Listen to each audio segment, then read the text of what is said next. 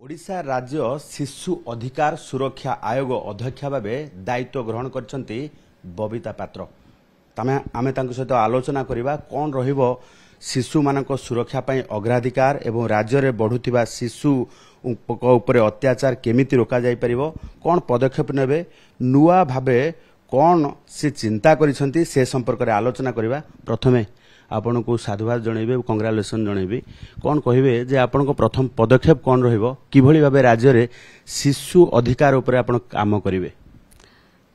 प्रथम तो मु आपण को धन्यवाद देबी। आज आमे समस्ते मोर कमिटी मेंबर मान सहित दायित्व ग्रहण करछि।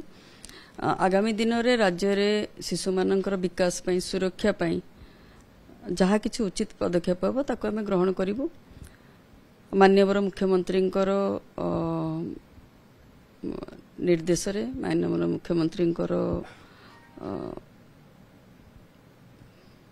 आदेश रे आमे काम करिवु। शिशु मानक सुरक्षा हमर प्राथमिक गुरुदायित्व रहिबो।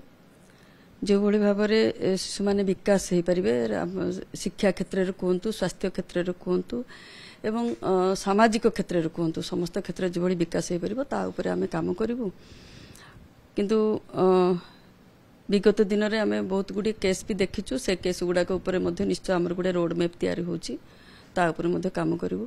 माननीय उपमुख्यमंत्री प्रभाती परिडा जेहेतु एई विभागर मंत्री अछंती तांकरी मध्ये आमे माने तांको सहित भी आमे आलोचना करिवु कि भली भाव रे कार्य को त्वरान्वित करि परिवु। आगामी दिन रे निश्चय एटा गोटे गुरु दायित्व आगामी दिन रे बहुत बड़ दायित्व रहिबो एवं शिशु माने जेहेतु देशर भविष्यत सेमानंकर विकास आम पई बहुत बड़ चैलेंज भी रहिबो।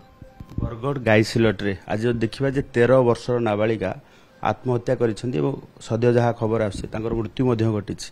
ए संपर्क रे शिशु आयोगंकर कोन पदक्षेप रहिबो कि भली भाबे से शिशु को न्याय मिलि परिबो। देखंतु ए घटना गोटे दुर्भाग्यजनक घटना विचलित करूछि मन को।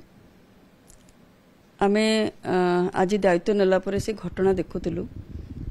निश्चय आमे जहाँ डिस्ट्रिक्ट कमिटी सहित कथा हबु ता ऊपर आमे निश्चय तार गोटे जांच रिपोर्ट गोटे मागिबु एवं आगामी दिन रे कोन आमे पदक्षेप नै परिबु ता ऊपर निश्चय आलोचना करबु एवं पदक्षेप मध्ये नबु। ए भली घटना समाजर गोटे मु कहूची गोटे रोग भली गोटे मानसिकता को बदलेबा पई शिशु मानक मध्य रे जो मानसिकता गोटे जागृत होईची जो भली भाबरे आत्महत्या भली गोटे मु कहबी गोटे माने कुचित मानसिकता गोटे जागृत होची ता ऊपर कि भली रोक लगा जाय परिबो ता ऊपर मध्य हमर आयोग निश्चय काम करबा आगामी दिन रे।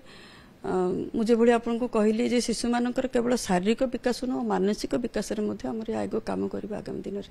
गोटे कथा देखा जाउछि किछि दिन हबो जेमति कि चाइल्ड लेबर संख्या मध्य बढ़ुछि आमे रिपोर्ट देखुचे रिपोर्टिंग बढ़ुछि ओडिसा रे एवं तारि भितरे आमे जब देखिबा जे छोट छोट पिलांकर मानसिकता रे मध्य विकास हो नाही से माने अलगा पदक्षेप उठाउछंती ताकू नै कि आपनकर पदक्षेप कोन रहबो कि भली काउंसलिंग करिवे एवं न्यायिक प्रावधान जहा रहिछि केमति ताकू न्याय दे परिवे।